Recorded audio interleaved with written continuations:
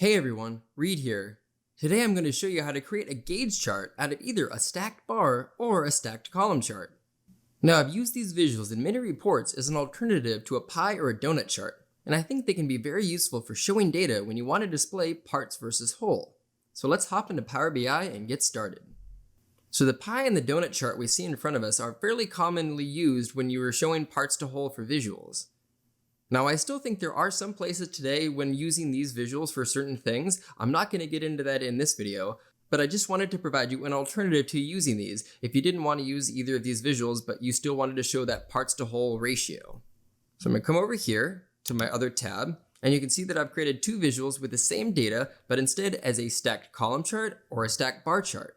And the nice thing about this is you can actually use it with or without data labels.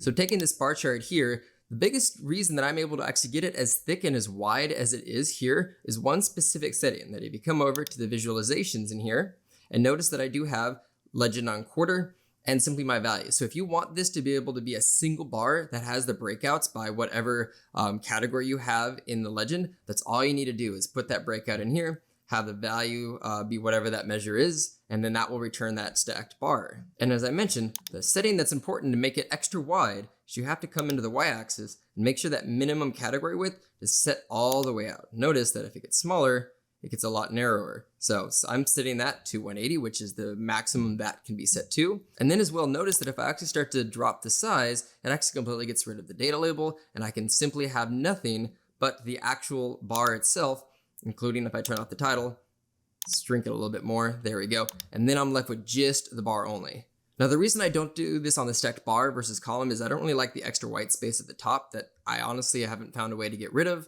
But having the title there and the legend is the way that I usually present it in here. And with the stacked column, I just have a couple of things turned off in here. So I've gone ahead and just turned off the y-axis, which otherwise would have been over here showing that. So go ahead and just have that disabled, turned off there. And I also just turn off the legend. And in this case, you can even turn off the x-axis, but you can keep everything out of here except for just the bar itself. Again, in this case, I'm making sure with the x-axis, you want to have that minimum category width all the way out if you want it to fill up the borders. If you want a little bit more gap as far as that white space goes, you can drop this down a bit just to the point where it does start to shrink down. If I can grab that here, there we go. Yeah, you can give it just a little teeny bit of extra white space there.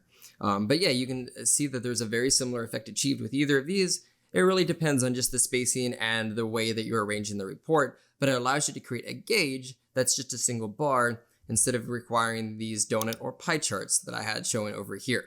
And they're pretty straightforward to make, doesn't require that much setup, but it's a nice way to utilize that visual where normally you would be having multiple categories, but you can create that single bar view from a native visual in Power BI.